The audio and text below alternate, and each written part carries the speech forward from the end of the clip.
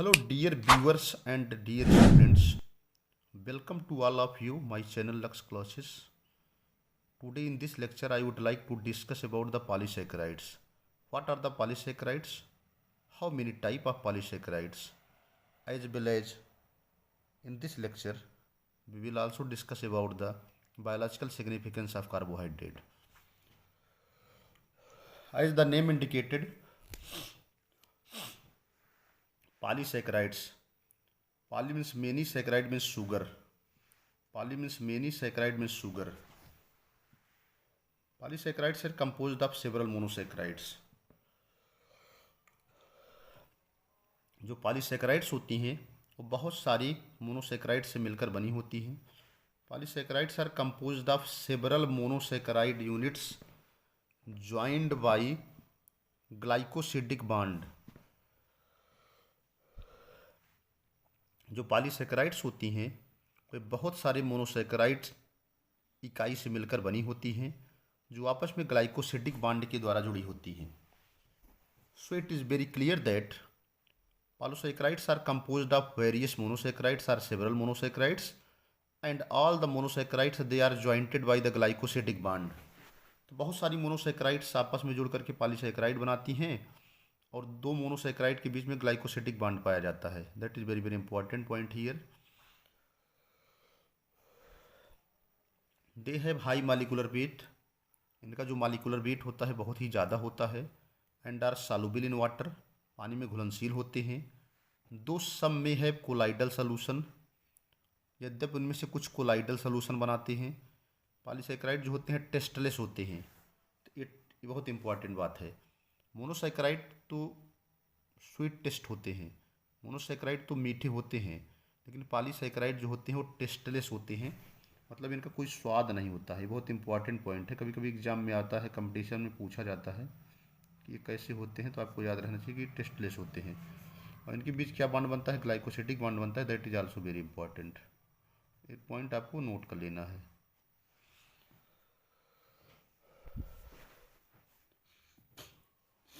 And colourless भी होते हैं. एमार्फस पाउडर हैं. Generally polysaccharides are of two type. सामान्यतः जो पॉलीसैकेराइड्स होते हैं वो दो प्रकार के होते हैं. टेस्टलेस, कलरलेस, एमार्फस पाउडर हैं.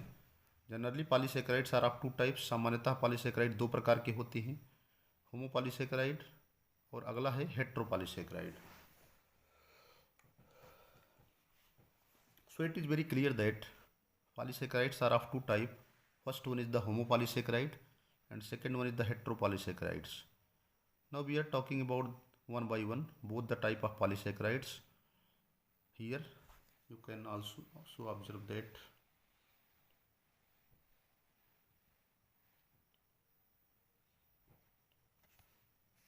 पॉलीसैकेराइड्स है. इसको दो भाग में बांटा गया है. पहला होमोपॉलीसैकेराइड, दूसरा हेट्रोपॉलीसैकेराइड्स. होमोपॉलीसैकेराइड्स क्या होती हैं? Homopolysaccharides are a polysaccharide that contain the same type of monosaccharides. होमो माने होता है इक्वल, होम माने होता है समान, हेट्रो माने होता है different. A polysaccharide that contain the same type of monosaccharides. ऐसी पॉलीसैकेराइड्स जिसमें समान प्रकार की मोनोसैकेराइड्स पाई जाती हैं उनको हम होमोपॉलीसैकेराइड्स कहते हैं. या दूसरे शब्दों में कहेंगे such kind of polysaccharides that contains the same type of monosaccharides. इस प्रकार की मोनोसैकेराइड जिसमें समान प्रकार के ही मोनोसैकेराइड्स आपस में जुड़ते हैं ग्लाइकोसिडिक बॉन्ड के द्वारा और होमोपॉलीसैकेराइड का निर्माण करते हैं. जैसे ग्लाइकोजन है, सेलुलोज है, स्टार्च है, इनुलिन है, पैरामाइलान है. सेकंड है हेट्रोपॉलीसैकेराइड्स. हेट्रोपॉलीसैकेराइड्स क्या है? ये polysaccharides that contain the different type of monosaccharides. Heteropolysaccharides क्या होती है? ऐसी पॉलीसैकेराइड्स होती है जिसके अंदर विभिन्न प्रकार के मोनोसैकेराइड्स पाए जाते हैं. या दूसरे शब्दों में कहेंगे कि विभिन्न प्रकार के जो मोनोसैकेराइड्स होते हैं वो आपस में ग्लाइकोसिडिक बॉन्ड के द्वारा जुड़ जाते हैं और आपस में जुड़ने के पश्चात हेट्रोपॉलीसैकेराइड का निर्माण करते हैं. So it is very clear that polysaccharide that consist of the different type of monosaccharides, विभिन्न प्रकार के मोनोसेक्राइड आपस में जोड़ करके हेट्रोपॉलीसेक्राइड्स बनाते हैं। सम ऑफ इम्पॉर्टेंट हेट्रोपॉलीसेक्राइड्स, कुछ महत्वपूर्ण हेट्रोपॉलीसेक्राइड्स में पहला है काइटिन, हाइलुरोनिक एसिड है, हिपेरिन है। आगे है एक लाइन और,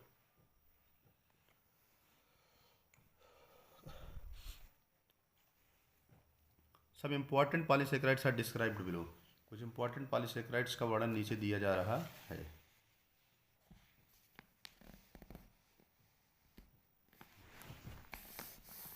अब उसमें जैसे पहला है, ये तो होमो और हेट्रो हो गया। अब हम थोड़ा सा स्ट्रक्चरल पॉलीसेक्राइड्स की बात करते हैं। We are talking about the structural polysaccharides. कुछ स्ट्रक्चरल पॉलीसेक्राइड्स के बारे में आप जान लीजिए, कुछ न्यूट्रिएंट्स पॉलीसेक्राइड्स के बारे में भी आप जान लीजिए, फिर कुछ कॉमन पॉलीसेक्राइड्स के बारे में भी हम बताएंगे, जैसे स्टार्च वगैरह है। ठीक है,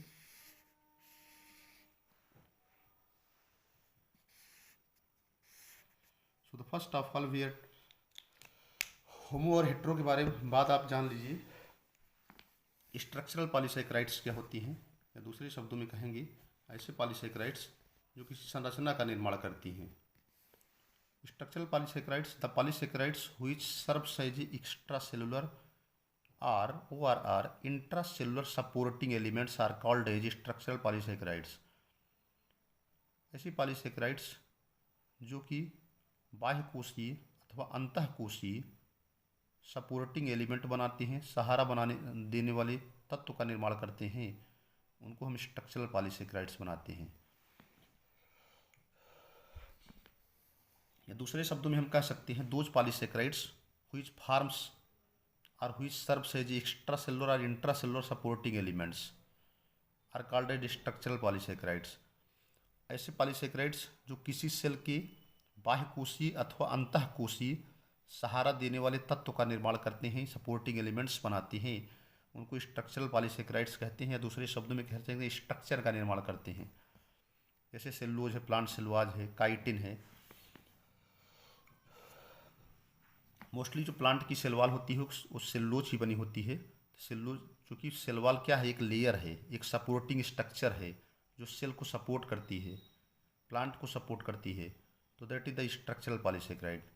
काइटिन क्या है, एक्सोस्केलेटन ऑफ आर्थ्रोपोड्स, जितने भी आर्थ्रोपोड फाइलम के एनिमल्स होते हैं उनकी जो आउटर मोस्ट कवरिंग होती है वो काइटिन की बनी होती है। Chitin is the outer most hard covering that is found surrounding to the most of the arthropods that protects the body of the organism from the any kind of injury or any kind of friction। तो chitin क्या है, एक arthropods में exoskeleton पाया जाता है, बाह्य कंकाल पाया जाता है जो ऑर्गेनिजम्स को बाहरी आघातों से सुरक्षा प्रदान करता है। हाइलुरोनिक एसिड है, दैट इज कनेक्टिव टिश्यू, एक संयोजी ऊतक है। अगला है पेप्टाइडोग्लाइकेन। पेप्टाइडोग्लाइकेन क्या है, बैक्टीरियल सेल वॉल में पाया जाता है, that is found in the bacterial cell wall। next है nutrients polysaccharides। next will be the nutrients polysaccharides। nutrient polysaccharides क्या है, the polysaccharides which serves as a reserves of monosaccharides। ऐसे polysaccharides जो which माने जो कि सर्व माने संपन्न करते हैं, रिजर्व माने भंडारण। कुल मिलाकर के कुछ ऐसी पॉलीसेक्राइड्स होती हैं जो मोनोसेक्राइड के रूप में एनिमल के शरीर में स्टोर रहती हैं। कुछ ऐसे पॉलीसेक्राइड्स होती हैं जो मोनोसेक्राइड्स पॉलीसेक्राइड्स के फार्म में ही जो होती हैं। ऐसे पॉलीसेक्राइड्स जो मोनोसेक्राइड के रिजर्व के रूप में, मोनोसेक्राइड के भंडारण के रूप में बॉडी में पड़ी रहती हैं, and are product of metabolism. और ये उपपचय के जो है प्रोडक्ट्स होते हैं, उनको न्यूट्रिएंट पॉलीसेक्राइड्स कहते हैं। जैसे स्टार्च है, स्टार्च तो पॉलीसेक्राइड है, ये प्लांट सेल के अंदर भरी रहती है, बैक्टीरिया में पाई जाती है। ग्लाइकोजन क्या है, जब बॉडी में आवश्यकता से ज़्यादा ग्लूकोज हो जाता है, जैसे हमारे ह्यूमन बॉडी में या एनिमल सेल में during the time of carbohydrate metabolism, जब ग्लूकोज लेवल ज़्यादा हो जाता है, ग्लूकोज का कंसंट्रेशन ज़्यादा हो जाता है, तो ग्लूकोज जो होता है ग्लाइकोजेनेसिस के द्वारा ग्लाइकोजन में कन्वर्ट हो जाता है, और वो हमारे एनिमल की मसल में अथवा फैट मसल में अथवा लीवर में जो है स्टोर हो जाता है। तो glycogen that is found in the animal cell that is stored in the muscle and liver. When body needs it again converted into the glucose, so it is called as a reserve of monosaccharides. ये polysaccharide है, लेकिन यह monosaccharide के भंडारण के लिए monosaccharides की भंडारण के लिए जो है वो स्टोर रहता है। आगे पैरामाइलान, ये प्रोटोजोम पाया जाता है।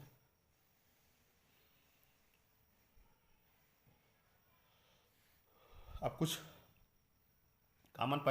सम कॉमन पॉलीसेकेराइड्स, कुछ जो है इंपॉर्टेंट पॉलीसेकेराइड्स की बात करेंगे। जैसे स्टार्च है। स्टार्च ये पॉलीसेकेराइड, स्टार्च क्या है? एक पॉलीसेकेराइड है, exclusively stored in the plants, जो केवल और मात्र कहाँ पाई जाती है? प्लांट्स या पौधे में। स्टार्च जो है किससे मिलकर बनी होती है? पहला तो एमाइलोज से बनी होती है, 10 से 20% एमाइलोज होते हैं। दूसरा बनी होती है एमाइलोपेक्टिन से, 80 से 90% जो है एमाइलोपेक्टिन होता है। आगे है starch granule is made up of 2 different polysaccharides, that is the amylose and amylopectin.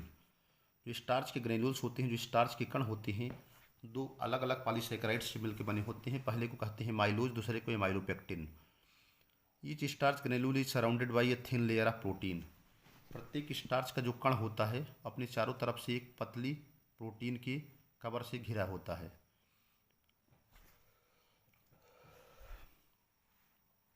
जो एमाइलोज होता है कंसिस्ट ऑफ, मैंने मिलकर बना होता है किससे? Unbranched alpha 1 polymer of glucose and amylopectin is a branched polymer. जो एमाइलोज होता है वो बिना शाखा के, बिना ब्रांच की अल्फा 1,4 ग्लूकोज के पॉलीमर से मिलकर बना होता है। एंड एमाइलोपेक्टिन जो होती है वो क्या होती है? एमाइलोपेक्टिन जो होती है एक ब्रांच यानी शाखा युक्त पॉलीमर होती है, जो alpha 1,4 and alpha 1,6 glycosidic linkage के द्वारा आपस में जुड़ी होती है। आगे हम कंटिन्यू करते हैं। Now let us move forward. Next है, इसके बाद है ग्लाइकोजन। अब हम ग्लाइकोजन की बात करेंगे, that is the next polysaccharide. Glycogen के बारे में आपको पता होना चाहिए, ठीक है।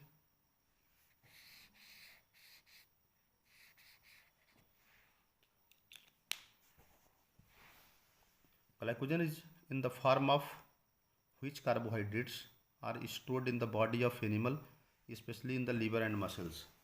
मैंने अभी न्यूट्रिएंट पॉलीसेकेराइड्स में ग्लाइकोजन का उल्लेख किया था।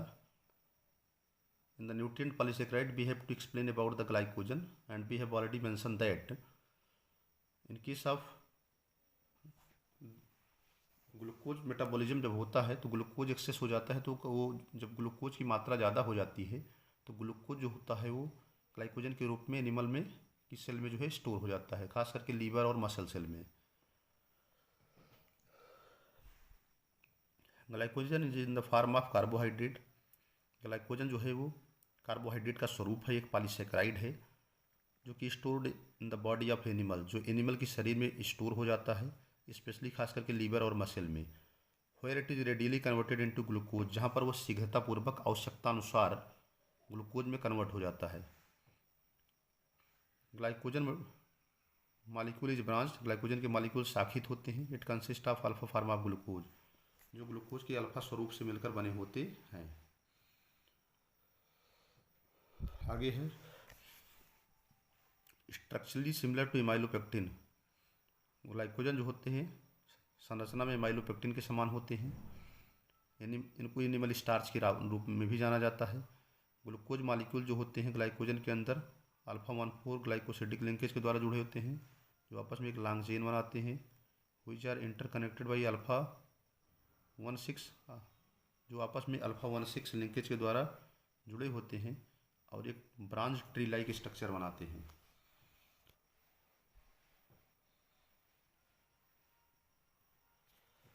एक ग्लाइकोजन मॉलिक्यूल है chain one reducing end. Glycogen molecule में एक रिड्यूसिंग एंड पाया जाता है, जहाँ पर where number 1 carbon atom bear से फ्री हाइड्रोक्सिल ग्रुप, जहाँ पर जो नंबर 1 का जो कार्बन एटम होता है वहाँ पर स्वतंत्र हाइड्रोक्सिल ग्रुप पाए जाते हैं। Free hydroxyl group are also present at the terminals of the outer most chain. जो फ्री हाइड्रोक्सिल ग्रुप होते हैं वह जो होते हैं तो free hydroxyl groups are also present, free hydroxyl group जो है आल्सो माने भी प्रेजेंट माने पाए जाते हैं एट द टर्मिनल माने जहाँ पर ख़त्म होता है कौन, आउटर मोस्ट चेन, लेकिन वहाँ पर वह नॉन रिड्यूसिंग होते हैं। आगे है लीनियर, जो जो रेखीय ग्लाइकोजन मालिक्यूल होते हैं उसमें लगभग 30,000 ग्लूकोज मोनोमर पाए जाती हैं और उनका मालिकुलर वेट जो होता है वो 5 × 10⁻⁶ होता है। ये हो गया ग्लाइकोजन। आगे हम नेक्स्ट ग्लूकोज की बात, नेक्स्ट हम बात करेंगे सेलुलोज को। ये हो गया, 2 पॉलीसेकेराइड्स का डिस्कशन हमने किया। Now let us we will discuss about the cellulose. अब हम बात करेंगे नेक्स्ट सेलुलोज की बात करेंगे आगे। Let us we move forward and I would like to discuss about the next polysaccharide, that is the cellulose. Cellulose is structural polysaccharide. Cellulose क्या है, एक स्ट्रक्चरल पॉलीसेकेराइड होती है, एक संरचनात्मक पॉलीसेकेराइड होती है and is the major component of plant cell wall. और जो प्लांट की सेल वॉल होती है उसका ये मुख्य घटक होती है। इट इज होमोपॉलीसेकेराइड, यह एक होमोपॉलीसेकेराइड होती है। As it is an unbranched polymer of glucose, जैसा कि यह जो है ग्लूकोज के अनब्रांच्ड पॉलीमर से मिलकर बनी होती है, जिसमें ग्लूकोज के जो मोनोमर्स होते हैं β14 ग्लाइकोसिडिक लिंकेज के द्वारा जुड़े होते हैं। बड़ा इंपॉर्टेंट पॉइंट है, यहाँ से कभी कंपटीशन में क्वेश्चन पूछा जा सकता है कि सेलुलोज के अंदर, because cellulose is a polysaccharide, चूँकि सेलुलोज एक पॉलीसेकेराइड है तो इसमें जो मोनोसेकेराइड्स होते हैं, जो मोनोसेकेराइड्स के मोनोमर्स होते हैं आपस में किस बांड के द्वारा जुड़े होते हैं, तो आपका आंसर होगा β14 ग्लाइकोसिडिक लिंकेज। इस सेलुलोज मालिक्यूल जो होता है उसमें 3000 से ज़्यादा ग्लूकोज रेजिड्यूज होते हैं। मालिकुलर वेट जो होता है 23 × 10⁻⁶ डाल्टन होता है। इन हर्बीवोरस एनिमल, जो शाकाहारी एनिमल होते हैं, इंटेस्टाइनल प्रोटोजोन होते हैं, बैक्टीरिया होते हैं, they have the ability that they can convert the cellulose into short chain fatty acid. वह सेलुलोज को जो है शॉर्ट चेन फैटी एसिड में कन्वर्ट कर देते हैं, कार्बन डाइऑक्साइड में कन्वर्ट करते हैं एंड मीथेन में कन्वर्ट कर देते हैं। बट इन मैन, मनुष्य में इट इज़ नॉट डाइजेस्टेड, यह डाइजेस्ट नहीं होता है because human intestine does not contain any enzyme to break beta linkage, क्योंकि मनुष्य की आंत में कोई ऐसे एंजाइम नहीं होते हैं जो बीटा लिंकेज को जो है ब्रेक कर सकें। यह है आपका 1 2 3, ये 3 मोनोसेकेराइड्स हैं। ये आपका फ्री हाइड्रॉक्सिल ग्रुप है। देखिए दोनों यहाँ पर एक बांड बने हुए हैं, इनको कहते हैं glycosidic bond. Chemical structure of cellulose, ये लीनियर पॉलीमर ऑफ ग्लूकोज। 1 2 3 ये सब लीनियर ग्लूकोज मालिक्यूल हैं, आपस में ये सब ग्लाइकोसिडिक बांड के द्वारा जुड़े होते हैं। इनके बीच में जो बांड है वो β14 ग्लाइकोसिडिक बांड है, पहला कार्बन और चौथा कार्बन। अब बीटा क्यों कहते हैं, क्योंकि इसमें OH ग्रुप जो होता है वो इस नीचे इस साइड में पाया जाएगा। नेक्स्ट है पेप्टाइडोग्लाइकेन। पेप्टाइडोग्लाइकेन इज भी एक क्या है, एक पॉलीसेकेराइड्स है। The polysaccharide chain present in the cell wall of bacteria. ऐसी पॉलीसेकेराइड्स की चेन जो है बैक्टीरिया के सेल वॉल में पाई जाती है। आर क्रॉस लिंक्ड, जो आपस में क्रॉस लिंक्ड होती है with short peptide chain, hence it is known as peptidoglycan. कुल मिलाकर के पेप्टाइडोग्लाइकेन जो होती है बैक्टीरिया के सेल वॉल में पाई जाती है, उसमें शॉर्ट पेप्टाइड चेन होती है। There is a great variation in its structure in the different type of bacteria. Peptidoglycan की जो संरचना होती है डिफरेंट बैक्टीरिया में अलग अलग होती है।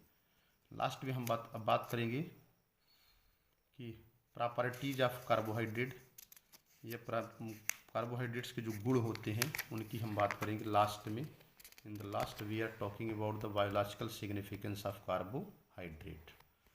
In the last of the lectures we will discuss about the biological properties of the carbohydrate.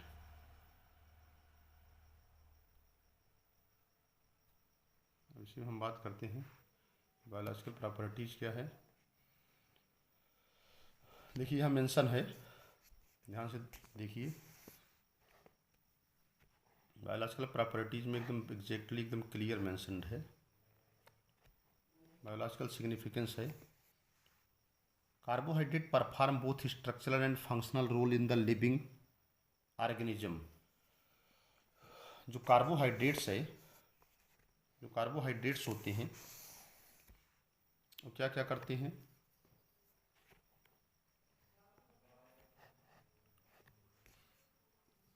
Carbohydrate जो है परफॉर्म माने संपन्न करते हैं कार्बोहाइड्रेट जो होते हैं संरचनात्मक एवं क्रियात्मक दोनों भूमिकाएं जो होती हैं किसी भी लिविंग ऑर्गेनिज्म के अंदर संपन्न करते हैं, या दूसरे शब्दों में कहेंगे किसी भी लिविंग ऑर्गेनिजम्स के अंतर्गत जो कार्बोहाइड्रेट्स होते हैं वो स्ट्रक्चरल रोल भी अदा करते हैं और फंक्शनल रोल भी।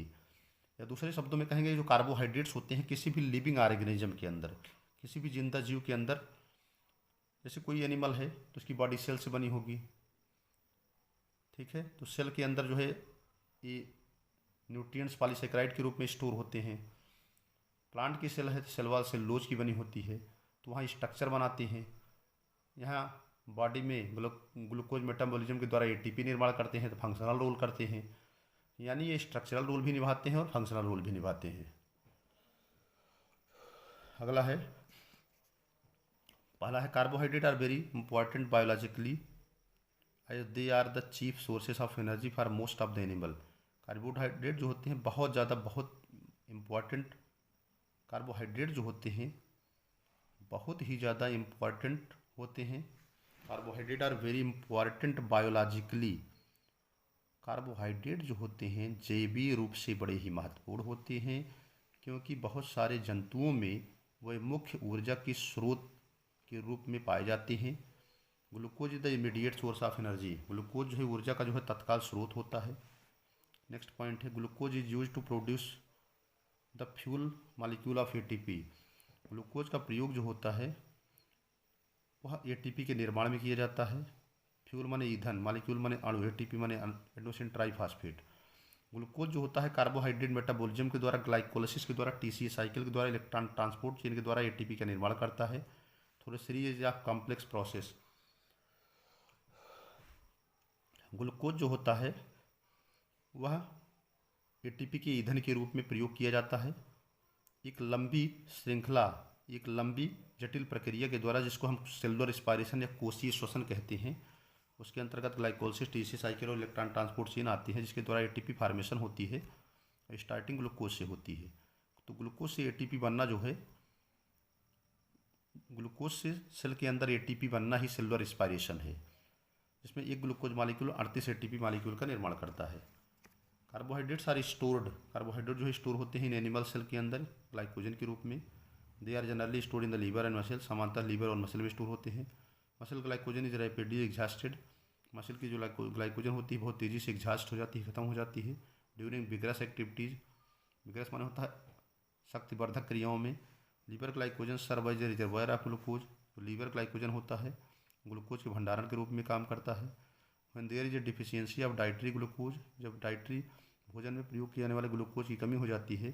Starch is the stored carbohydrate of plant, तो ऐसे केस में जो स्टार्च है वह प्लांट के रूप में जो स्टार्च होता है वह प्लांट कार्बोहाइड्रेट की प्लांट की सेल में, या दूसरे शब्दों में कहेंगे जो स्टार्च होता है वो स्टोर हो जाता है प्लांट के अंदर कार्बोहाइड्रेट के रूप में।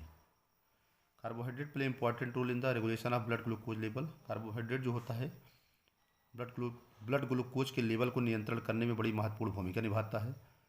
कार्बोहाइड्रेट लाइक काइटिन, कार्बोहाइड्रेट जैसे कि काइटिन जो होती है, काइटिन आप जानते हैं जो आर्थ्रोपोड्स एनिमल होते हैं उनकी बाहरी जो लेयर होती है एक जो स्केलेटन बनाने के काम आते हैं, फंजाई में काम आते हैं। तो कार्बोहाइड्रेट जो है स्ट्रक्चरल कंपोनेंट बनाते हैं, किसके अंदर बनाते हैं, आर्थ्रोपोड्स के सेल वॉल बनाते हैं, फंजाई के सेल वॉल बनाते हैं। Cellulose is the major component of cell wall of the plant, cellulose जो है मेजर कंपोनेंट होता है किसका, प्लांट सेल वॉल का। Glucosamine is an important component of cartilage, glucosamine जो है बड़ा महत्वपूर्ण घटक होता है कार्टिलेज का। Cellulose are fruit and vegetables and the husk of wheat and rice are the undigestible part of carbohydrate diet and are called refuse. Cellulose जो होते हैं फ्रूट्स के वेजिटेबल्स जो होते हैं, हस्क ऑफ व्हीट है, राइस है, ये अनडाइजेस्टेबल पार्ट होते हैं कार्बोहाइड्रेट की, इनको रेगुज कहते हैं।